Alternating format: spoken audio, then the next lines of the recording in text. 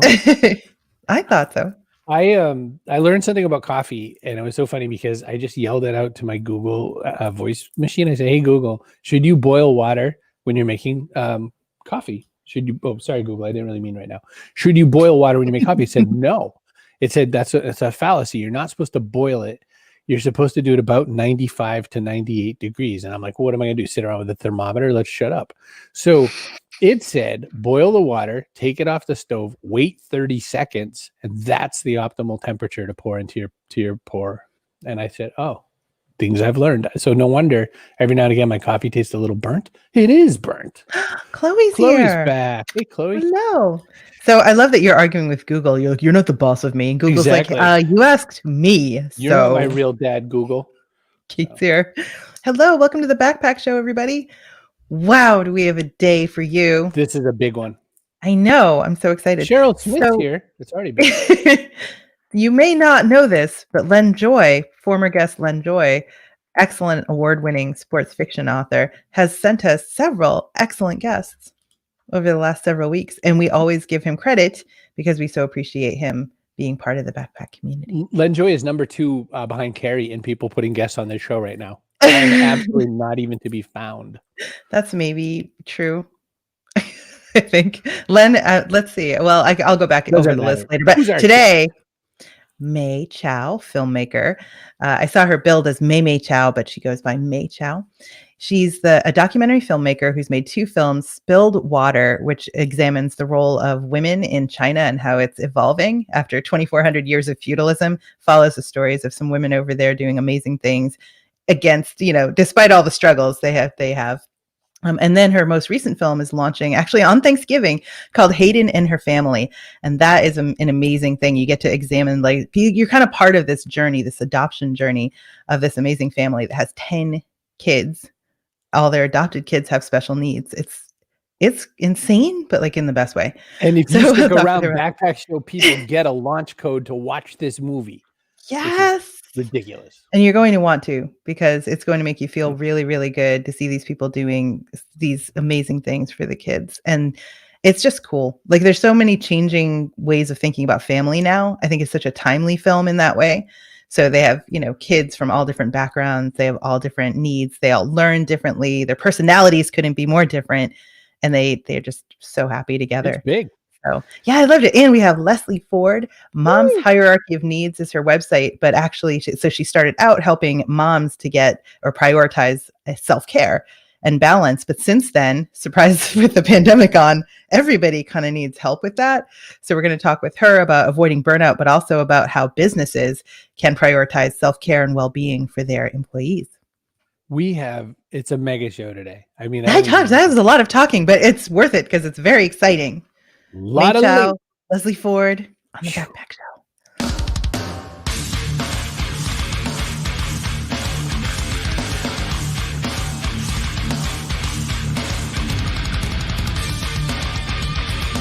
Backpack Show.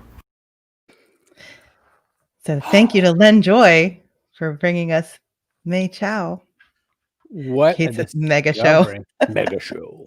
The mega show. Free prizes, says Deanna. It's so true. You get to go and see monster trucks rolling over cars or something. I mean, I don't know how everybody else feels, but I was ready for some good news and stuff. After the year we've had. Make us feel better. May is gonna give us something to watch. It's a big win. It's a win-win. Actually, there's 4 of us, so it's win-win-win-win. And a win for Len. That's like a Vietnamese family. So we're winning on the Backpack Show today.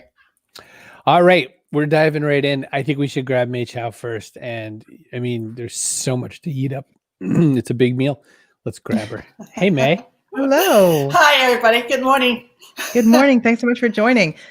Tell me, so first, I know that you have a film that's just coming out, and we're going to talk about that. But your first documentary film, Spilled Water, you were not being a documentary filmmaker was not your first career. You had a whole career and then retired, right? And then started getting into documentary filmmaking. Can you tell us a little bit about that? We always cover the origin story for Coach Woodard, part of the Backpack community.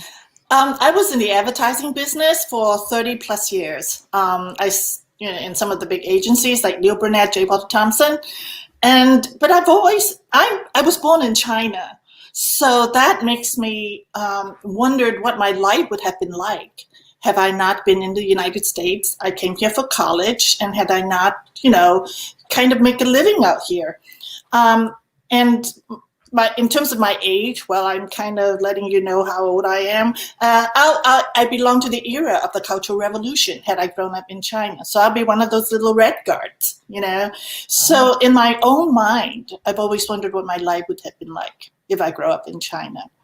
And from my mother and from all my history lessons, I know that that there's tremendous gender bias in China culturally.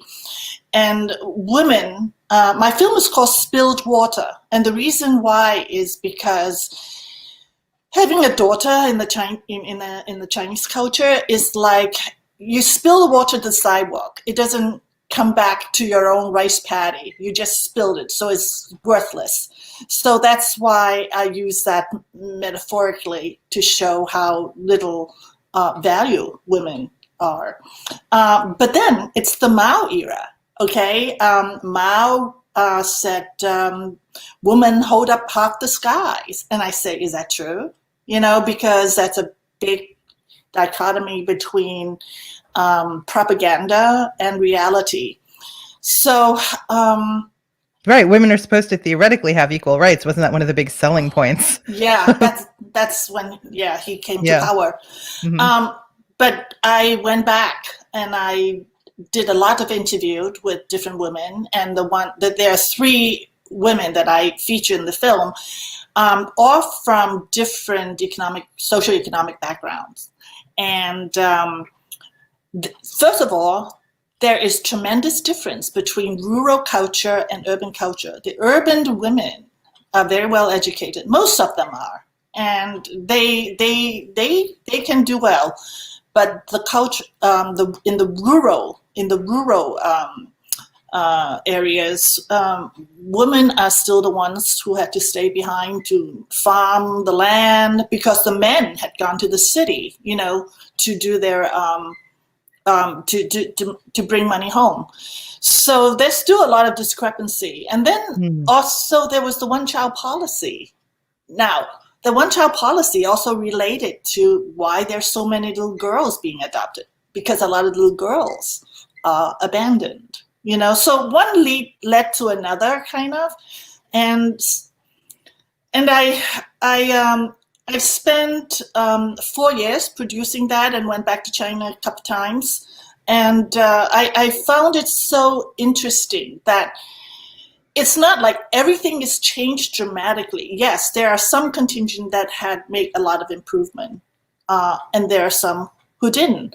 But each time they tried to make increment changes and better their own lives and fight for themselves. And that's why, as a woman, as a Chinese woman that came back to my own country to see what happened, I want to This was not an easy film to make, May. I mean, you were all over the country, way out into the rural villages and stuff. Yeah. Because, I think that is true. I think women all over the world would admit that their responsibility, although unspoken, really is a lot more. It's more, What? No. It's great. I'm fine with earning 70 cents in the dollar and being responsible for all the stuff at home. It's cool. Yeah. So Leslie's back there like, I can't wait to get out there.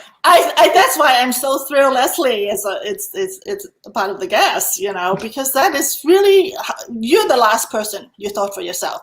Yet for mothers, they have tremendous influence on their daughters. And that's another thing I learned, especially in China.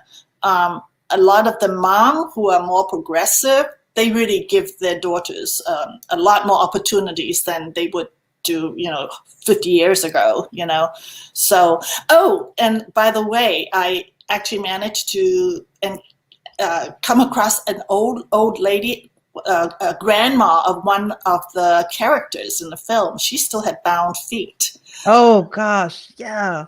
Yeah. Oh, that was awful. So that was terrible. So they had what you see is this woman has become a teacher, and she had to spend about 10 years, I think, at home helping her mom, like with the housework and stuff, before she could pursue her own career objectives. So she's worked really hard to become a teacher. But you go to see her grandmother, and her grandmother, she's these tiny little feet, and you realize they were bound. But that would have been after they supposedly stopped that practice. Yeah. Supposedly they stopped the practice in 1911. And yet if I kind of do the math, she 30 years after, the village, because they're so remote, they still bound little girls' feet. So and you could see every step for her was an agony. It was awful. Yeah. So that was all very interesting, and to me was very enlightening. Besides being the creative part of making the film, is like my understanding of my culture.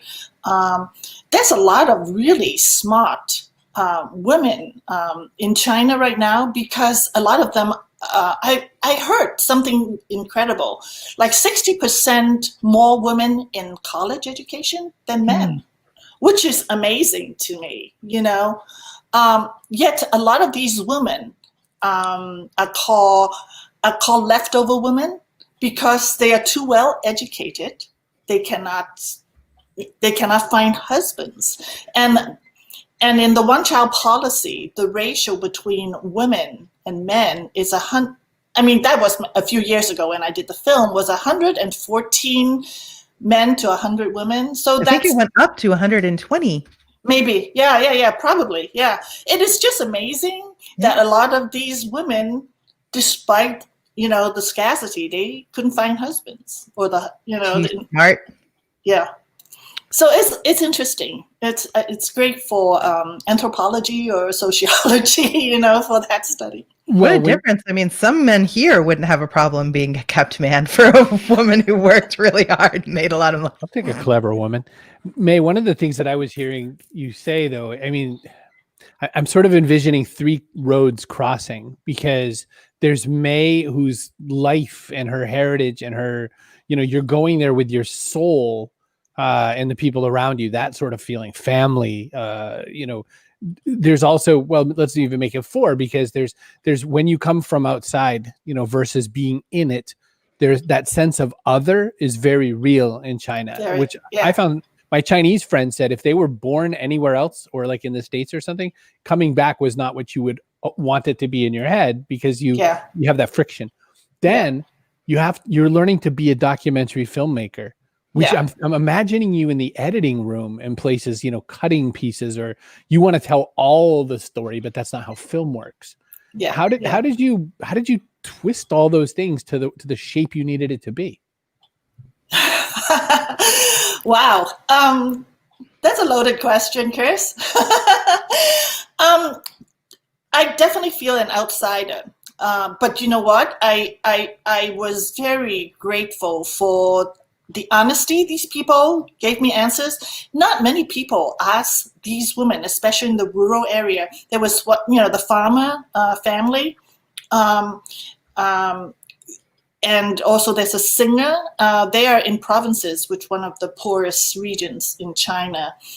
And they were they were delighted to be asked questions. How do you feel about this? How do you feel about that? And no bars hold, in terms of telling me some of their honest story.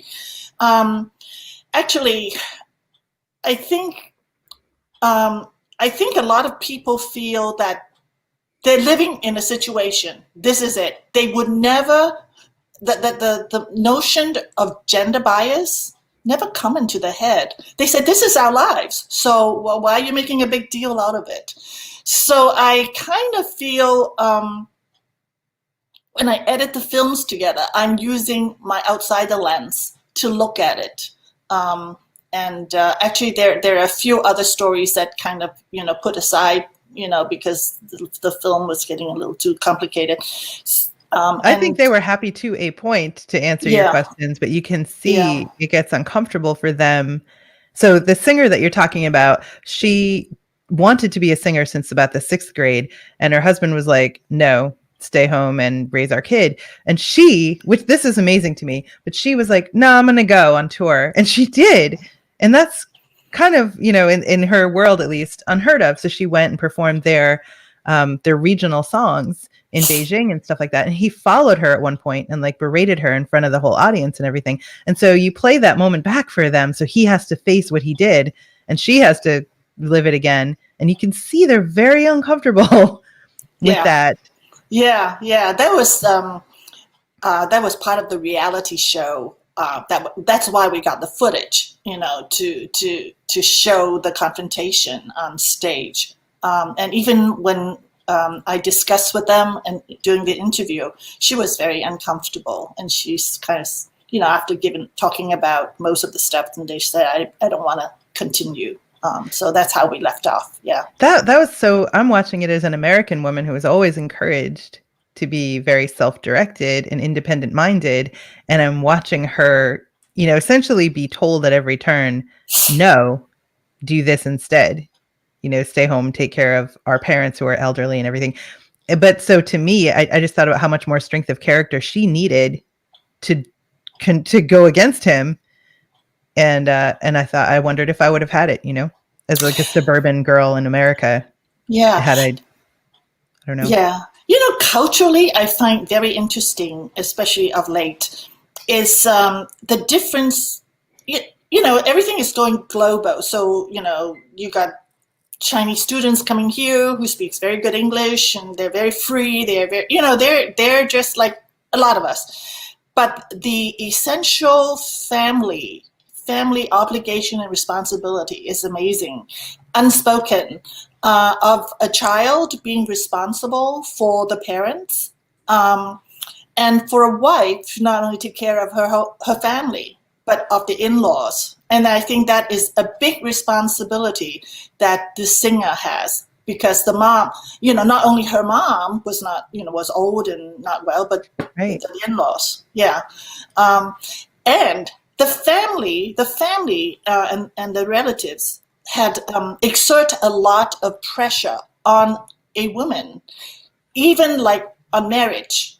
A lot. The reason why they have they call the leftover women is because the women decided they don't want to get married. And I was fortunate enough to interview a young lady in the Great Wall when I was traveling, and she represents to me the young generation. And her family expected to get married by 22, 24, at the latest, and she decided not to. But she wants to see the world. That was in 2013, 14. And a lot of young people really want to see the world and traveled. And the marriage part is the last thing on the mind. So I thought that was very interesting. Mei Tchao, I have a million questions, but I have limited time. So one quick comment I wanted to say, though, and I'll just try to make it as quick as I can just for time, is that China is not especially known for liking their secrets let open to the world, especially if the secret has shame attached to it and if someone could lose face from it. This film clearly shows some feelings that people in the official side of China don't really necessarily want to feel. Also, there's a lot that has to be learned culturally from Westerners to understand some of the intentions of the way people were raised in China, such that individualism didn't matter. So it's interesting that there's this intersection. So I'll make it just a comment, I guess, because I can't ask you the question, but it's just interesting, like how you must have had to propose that and all. But you also have a new film coming out that you have kindly said that we can sneak in and watch. And I want to talk a little bit about that. Can you talk about the new film and talk about this, launch today, this week? Executive produced by Jamie Lee Curtis. Is that right? She agreed for me to use her name as executive producer, and in our world, having some celebrity to endorse it, it's important. And the reason why she's involved is because she is an adoptive parent. Her 2 children were adopted, and she was wonderful, and she gave a lot of encouragement, and review my film as we go along. Yeah. The reason why I did this is because number one, it related to some of the three of the adoptions of the Kerry family from China, and it belongs to the one-child policy when little girls were abandoned, especially if they have distorted faces and deformity or some kind of special needs. And then the second one, it happened. It's a family I know in my own backyard in Evanston versus in China. I mean, that was like that was my first production way back in China. This was in Evanston. So I have learned a lot from my first film. I have a good network. So I decided to take upon it. And I'm so curious. What motivate people in altruistic endeavors? Why? This is more than just being kind and generous and, donating to foundations or charity organization. This is really expanding your life to change other people's lives. And so that's why I'm interested in doing this film and interviewing these people. And it gives me hope that there are so many good people in the world too. So they already had, I think, 5 children, right, when they started adopting. And for most people, like that would be considered a big family here as it is. Like somebody tells you they have 5 kids, you're immediately like, do you own a restaurant? Like, you put them to work? What's going on? So for them to then think about adoption at that point, I mean, I just thought that was so unusual. In the film, they talk about their faith and how important that was. Do you think that that's something that's driven, like, does that drive you as well for you to tell the story? For me, I think so, to some extent, because I feel I'm a Christian myself, and I feel that if I make this film and be able to change people's mind about helping these children, by the way, 95% of children available for adoption are special needs nowadays. The people, the kids who are okay are adopted by their own country. A lot of them are, but the special needs children are the ones that need help. So if I can help them, that's great. I also want to promote the notion that every child deserves a home, and there are so many of them, but just also in foster care, and it's about children who are abandoned for no fault of their own. And thirdly, I thought was important was to give adoptive parents, a safe space to talk about their strive, their struggles. It's not always hunky-dory when you found a child and the child found you walking to the rainbow. You have struggles. And we know very little about the adoption world.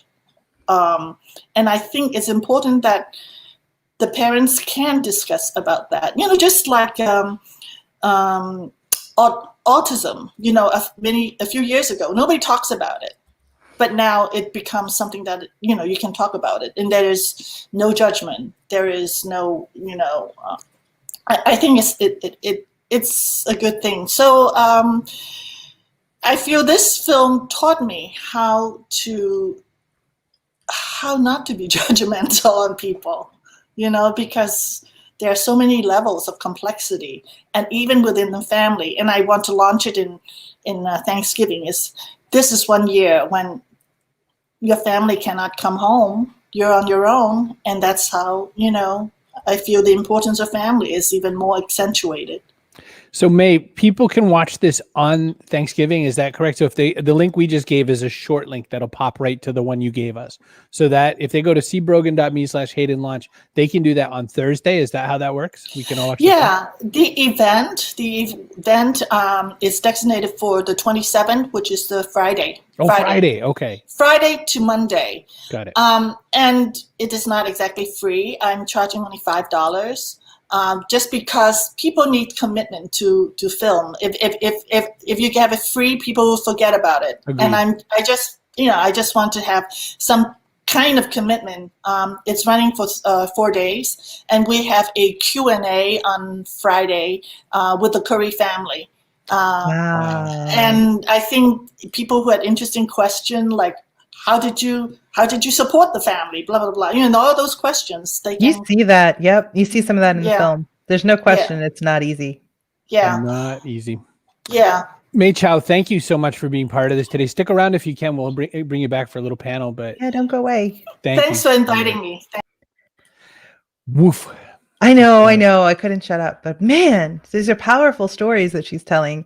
And I think it's, in case you came late and missed it, Mei had a whole other career and then retired from it and then started making documentary films. So just like our guest yesterday, Kimberly Dawn, who stayed home with 4 kids to raise and then was like, I want to pursue music.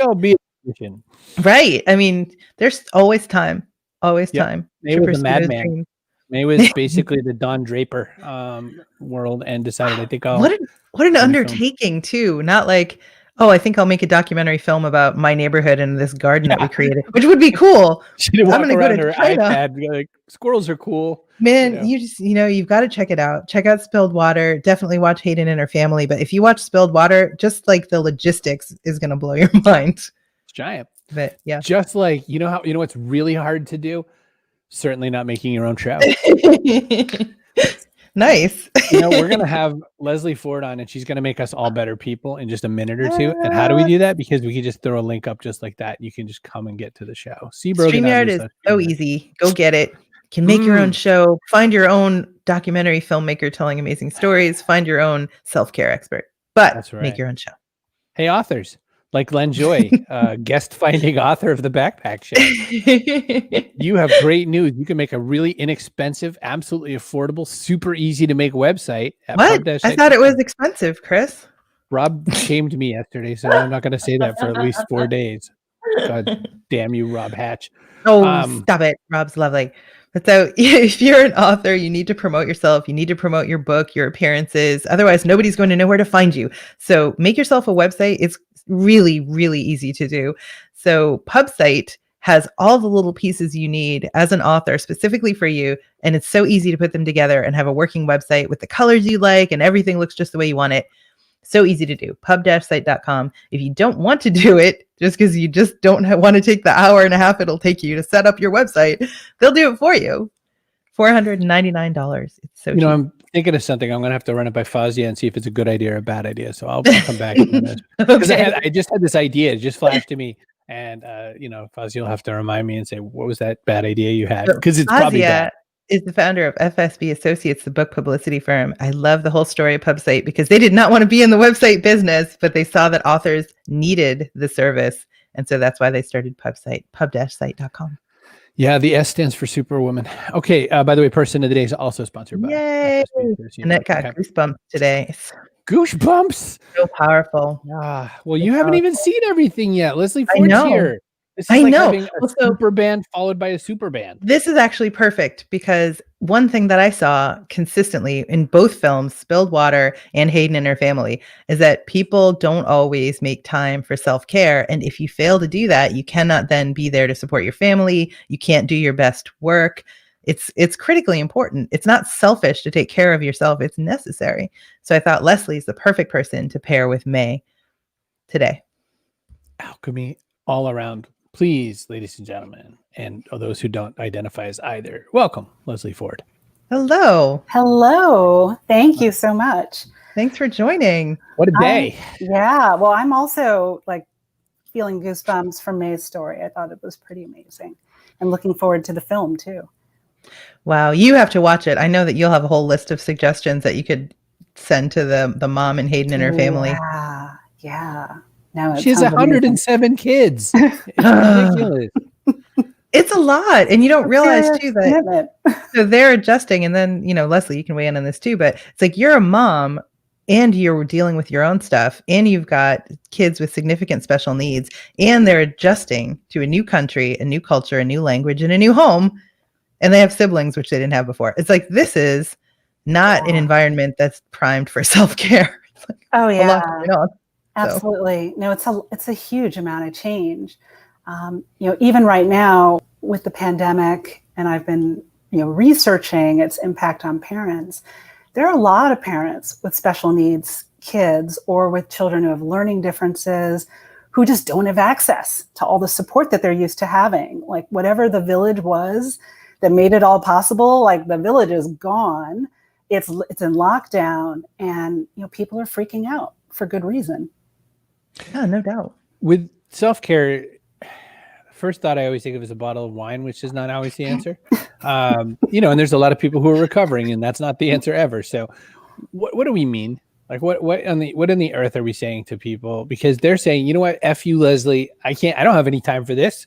They're in that like mode still. How do you tame them down to feeling a little better? Yeah, no, I get that question a lot. It's, to me, self-care, it's everything that you do for your mental, physical, and emotional well-being.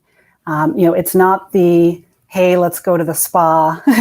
It's not episodic. It's not something you pay for or buy, but it's really considering that caring for your well-being is an important part of being a parent, right? It's an important part of what you want to model.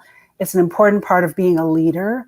It's what you want your teams to be able to do, because guess what? They're not going to do their best work or have any breakthrough ideas if they don't. So it's something that in our society we're conditioned not to do, and we're conditioned to treat it like this transactional experience. But it's not good for anybody.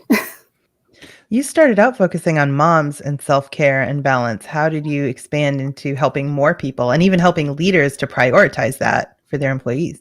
Yeah, no, it was really interesting. It was not my original plan. When I started this work, I wanted to solve the problem for myself. I completely crashed after my second child was born. And I couldn't figure out how other moms, especially, how other working moms were doing it. I thought I must be doing something wrong. I was like a crazy, tired zombie person. And that was now, a little over 5 years ago. My youngest is now in Zoom kindergarten. So time flies, but it zooms. Yeah, exactly. When I started researching the pandemic in March, and I've been researching it since then, within the first maybe 300 or 400 responses, it was everything from, oh my God, why are there so many Zoom calls? Don't they know I have my kids at home? I need to feed them. Why are we in back-to-back meetings still? Or why am I getting a performance review? Have they lost their minds? And, I'm barely hanging on by my fingernails.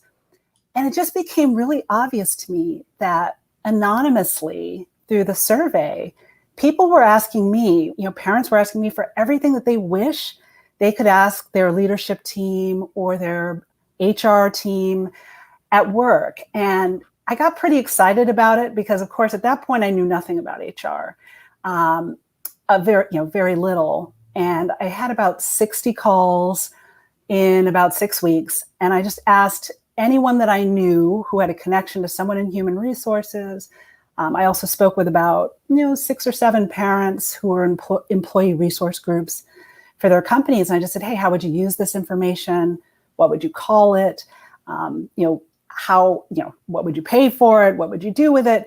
And it helped me kind of evolve an offering for employers. But I realized that starting with mothers has been very powerful. I mean, it was my own personal story, but we have the least amount of discretionary time and we're the least represented in leadership. And there's a theory in education, because I was working in educational publishing until last year, where if you take the kids who have, the worst socioeconomic conditions, the greatest learning differences, all of the decks are stacked against them. And if you can teach those kids to learn, then learning's better for everybody. And I believe that's true with work. Like if you can make work for mothers, then, if you're a 20-year-old, if you're like a 25-year-old surfer who has a dog, it's going to be better for you too. So this, like, breaking down the construct of how all of us learn to work, creating an entirely different relationship where our lives, we're not trying to fit our lives into work, but actually work fits into our lives. And for a lot of people, that includes caregiving. So I have a question about that. First, I want to say one quick thing that has nothing to do with you, but just hang on a second. Okay. Hi, Corky. Happy birthday to Mike a week late. I'm pretty sure I missed his birthday. I think it was last week. That's my parents' neighbor in Vegas. Oh, happy birthday. There you go. They couldn't celebrate probably the way they wanted to because it's Vegas and you can never do the things you really want to do. Leslie, what does it look like? What does this self-care look like? Is it, and it's obviously it's different for all people, so don't answer that. I hate that answer. But like, what's Leslie Forde self-care mean? Do you just push the kids out the door? Do you just, lock them in a closet with some Pop-Tarts and say, shut up? And then, watch your show. They're never where you left them. What is it? Never where you left them. Well, yeah. Well, it's funny about the letting them watch a show. I have kind of taken on this practice on Saturday mornings now, where I will let them watch TV with my husband, and I will let them have a snack in the morning so that I'm making brunch instead of breakfast. And I take like an extra hour or two to get more sleep. I journal for like 45 minutes. I go for a longer run, all of that. But, my routine running every day has been a critical part of my mental reset. That's essential to me. Movement has always been a big part of my life. And I realized that when I started working, the way that I expected to work really kind of didn't leave room for any of that, right? It was like, okay, you devote 100% of yourself to the job. So I had to bring all of that back in, running, writing, making time for healthy adult relationships, time with friends, caring for, my sister and I have aging parents, right? So they have needs that come up. So that's another kind of caregiving role that a lot of women take on, but also women and men take on. Fitting all of that into your life and feeling that you are honoring your values, right? Honoring your values as a parent, but also honoring your values for yourself and the kind of goals that you had for yourself or desires that you had for yourself. That's key to me. So our guest yesterday saying after, some years at home raising 4 kids, I'm missing a piece of myself. I want to pursue music. That's a great thing. Oh, yeah, absolutely. Well, writing, I started writing again after my kids were born. Like I published my first poem when I was 6. I always loved to write. But once I started corporate life, writing became marketing copy and marketing writing. And I just abandoned writing for the joy of it and journaling and all of those things. I had to kind of integrate them back into my life in a very intentional way. There are 2 things I make fun of more than anything else in the world, and it's journaling and poetry. It's unbelievable. And so Deanna's over there. Hey, okay, bring it, Chris. Though you invite people in, you're basically journaling, by the way. Like you'll be like, hey, come watch me write an article. I mean, what is that if it's not journaling? Well, because there's a published article when I'm done. It's not masturbatory. And journaling, whatever. You let people watch you do it. You get like nowhere. A third of a paragraph done. So it's crazy. But no, it's funny you said that just because there's the universe loves to make fun of me. That's what I know about life. May mentioned being Christian. That God loves to make fun of me. That God waits for me to fall downstairs and goes, how is that? You like that one? And one of those things is that, I feel, so I'm a really bad Catholic. So I switched and became a really bad Buddhist. Okay. Excellent. Same thing, different pew, right? Mm-hmm. But there's a point to that. It's been a while. I think I will. Son of a biscuit.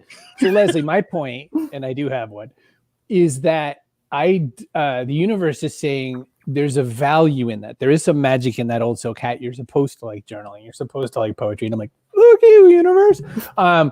Help me out here and pretend for a minute that I'm the mothers that you're trying to, convince that this is what they're supposed to be doing.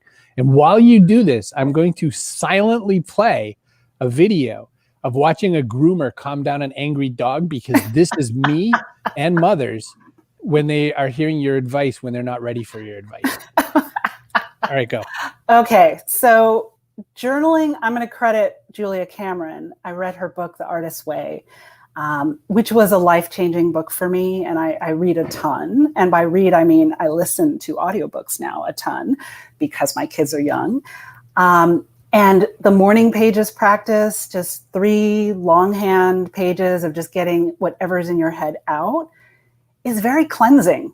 There's a lot of baggage that builds up in there during the course of a day or during the course of a life, right? Like we're all dealing with a lot. And it's the complexity that we are facing in our work, in our, not just in our careers, but in our families, managing the speed of technology, everything that's swirling around us is something that's unprecedented, right? People were not dealing with these things 50 years ago or even 20 years ago. So being able to get that out of your head and in a safe place like a journal, at least for me, that's a good thing versus ripping someone's head off in anger. Well, growing up, journaling was not safe for me because my mom would 100% read it. So. Oh, okay. Kate's calling for parental controls for Chris. Chris's parents are here, Kate. I know. They're here. They're not controlling. You needed the diary with the lock on it.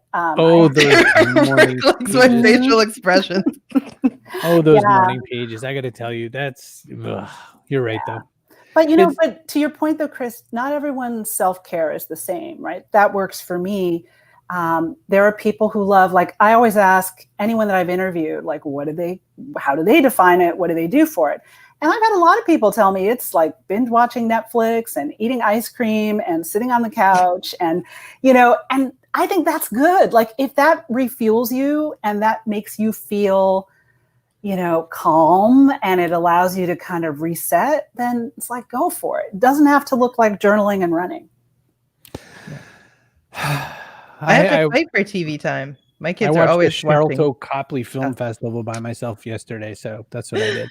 I know my kids are playing games constantly on the thing, and then they're watching YouTube videos and stuff, and they'll be like, "Come watch videos with us." And I'm watching these YouTubers watch memes. So I'm watching YouTubers watch like TikToks and stuff and respond to them, and I'm just like, somehow not really self-care, is it?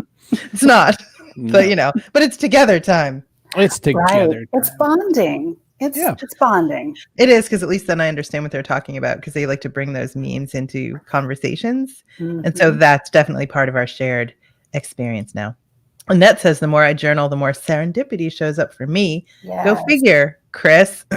Yes. No, what is it? Old man yells at clouds. Speaking of a meme, old man yells at clouds. That's me. All right, listen, we have to bring May Tchao back in because we got to get her take on some of this as well. And I just keep watching her laugh backstage at our Leslie, you're a dream. You're so wonderful. And thank you so much for sharing all this. But we're bringing you right in here. Hi, May. Hey, hi. I love it. I love it. Thanks. Yeah. Do you have some thoughts back there listening to Leslie? Do you think Hayden and her family could really make use of Leslie Forde's wisdom with that kind of a crazy chaos going on in that household? Absolutely. Actually, Elizabeth Kerry, the mom, she journals, and actually she has a blog. Right. Yeah, and cool. And it's wonderful. She talks about the daily lives of her, which is crazy, and about her philosophy of raising kids. It's all wonderful, and I think it has a lot to do with what Leslie said about having that downtime to kind of see where your head is, to share their struggles or whatever.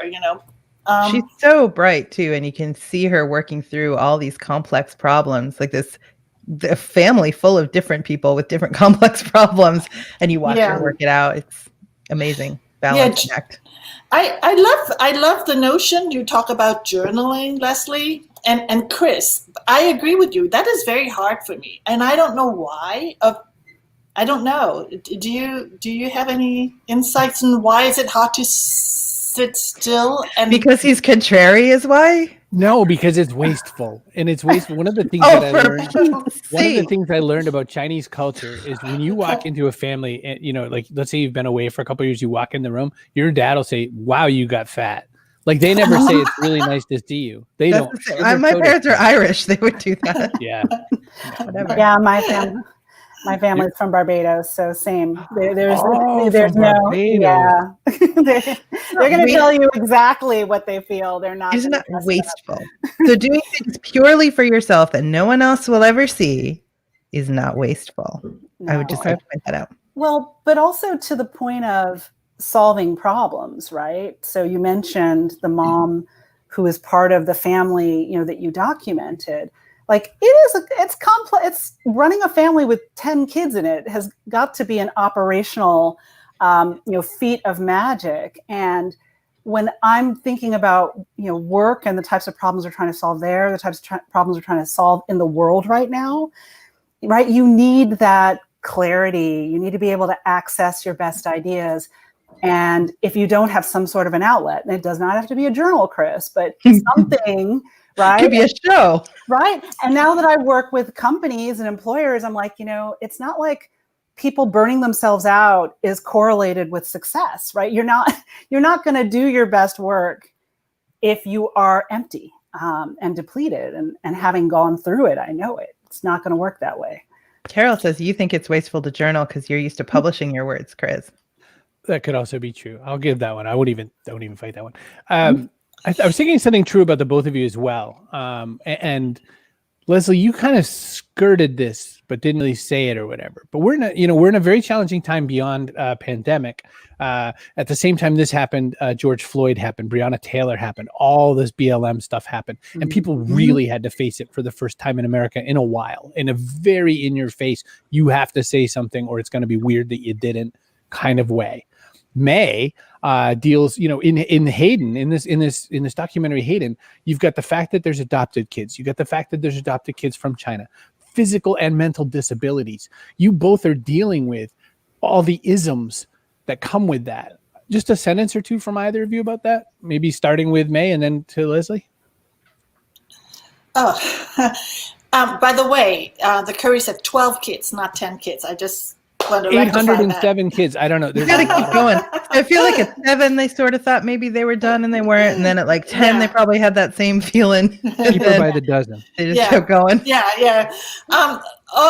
You know what? Those things are really hard to wrestle with. To be honest, there is the politically correct thing that you deal with, and there is something honest that you feel. I find it very hard to rectify, to be honest. For example, when I talk to my kids about Asians, I use the word Oriental because that's how old I am, what I grew, and they really shun me and shame me and said, Asian. But even if you talk about Asians, there are many different races in Asia, and how do you define that? I really feel we fall victim to a lot of politically correct and what the cultural trends are. And I don't know. I really don't know. I feel you have to be true to yourself. That's my thought. Leslie? Yeah. So it's been really interesting. Like June was tricky, right? I'll admit it. I was considering, I can invoke my Barbados citizenship anytime I want. And I'm like, I could just pick up my family and move my kids someplace safer. So I thought about that. What the good is that's happening from all of, I think, the unveiling of the systems problems that we have is that people are talking about things that they've never spoken about, right? I've had conversations about racism, and I would never have talked to a white person about racism before because I just never, I remember when Rodney King was in the news, and I remember saying, it's all going to change now. They're going to believe us. Look, it's on video, right? Like that was a long time ago.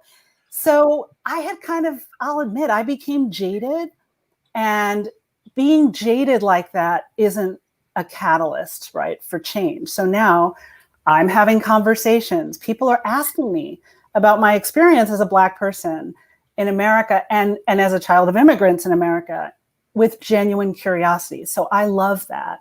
And I think it's a positive thing.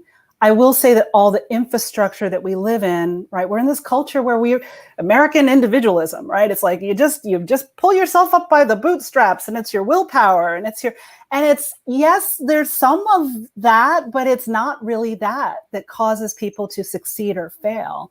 The infrastructure that surrounds us and the degree to which it supports us has a huge impact on our success. So seeing that systems are failing people, healthcare, education, socioeconomically, opportunity, all of that is being inflamed by this pandemic. And I think it's, like it was all pretty broken before. So yeah, like let it all come right down to the ground. Let's build something better. I've got your next documentary, May. So previously on the show, we had Abdi Noor Iftin, who was a refugee from Somalia. And we had Lual Mayan, a refugee from South Sudan, who went on to create a video game called Salam about helping a refugee get to safety. And when you buy food for someone in the game, you're buying food for an actual refugee. So it's really interesting. That is very cool. Yep. Very Now, cool. Leslie, the daughter of immigrant parents, we could put this together today. See a new film. Get a new Kickstarter going. Exactly. Well, I was just going to add one quick thing in the study. So again, I'm now up to like almost 1,300 parents that have participated. Wow. And I had people in the first wave and the second wave who were of Asian descent say, wow, I'm facing racism because the occupant in the White House at the time, was calling it the China virus. Yeah. And, so people were experiencing that for the first time, I think, in this way as Asians, in addition to what the Black community has dealt with and the Brown community has dealt with. So, it's important stuff, and it's better that it's not hidden. I agree. I totally agree. Yeah, totally agree. Yeah. Even though it hurts, it makes me think of like when you eat a really bad meal or something, or even a good meal that you had a little too much of, and it all has to come back out in a gross way. This is what I feel like the world is, but we got to roll. Listen, I want to make this show 5 hours long because I have so many more things I want to ask, but I can't do it. Everyone leaves eveventually, and we can't do that. You need a person of the day. I'm working on it, baby. Look at that. Person of the day. I had it loaded. Thanks, and ready Daddy. to go. Here's person of the day today. I'm going to give it to Rick Charlie because Kerry's Facebook prices are just so damn precious. Made me laugh out loud. Rick, you know the deal. You get an apple just like that one. You just got to go to a store and buy it. Make sure you wash it. Kerry always reminds us of that little detail. You do really well. When you think it's clean, just a little more. See, and Rick's even thrown on already. Now you need Max Levy for you. We'll have some really good stuff about refugee children. I'm with you. All right. We have one last question on the show before I kick you out. Get out. Before we kick you out, here we go. What goes in your backpack? This is the question. It could be something physical, but it could be something metaphorical. What are you going to do to help people for the next 5 years? What one thing can you add to the backpack physically or metaphorically? You're really going to enforce that rule now. And just for Michelle, avocado. Okay. May, what goes in the backpack? For me is not to have any regrets. I think I thought long and hard about these issues. Like, I can retire and do other things and not do my film. But if I do that, I will regret that for the rest of my life. But I'm still young enough to, take on it. I think our life is so rich now with all these issues. I think it's wonderful if you think of something that you really, really want to do and do with a passion, you do it. Otherwise, when you're old, sitting in a rocking chair and say, "Oh, I wish I had done that," that's too late. So forget I'm sitting on a rocking chair. I want to be bungee jumping. You're like, yes. And that's my last thought. Yeah, I'd like to do that too. No regrets. You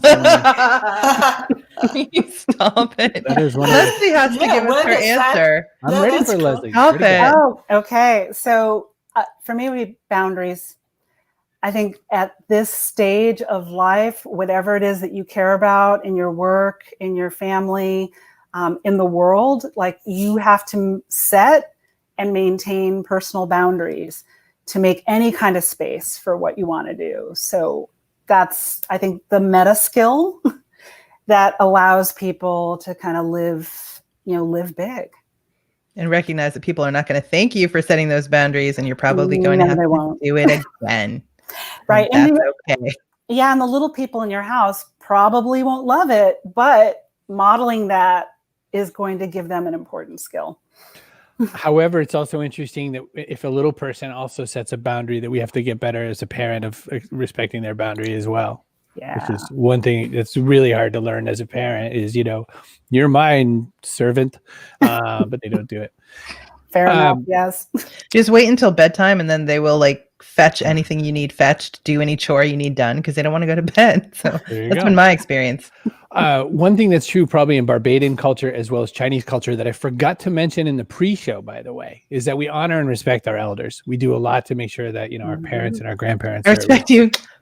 And so one of the ways that, one of the things that we do around here is we honor and respect my grandmother because she's just a font of wisdom. And I'll tell you, if she were here, the thing she probably would say about this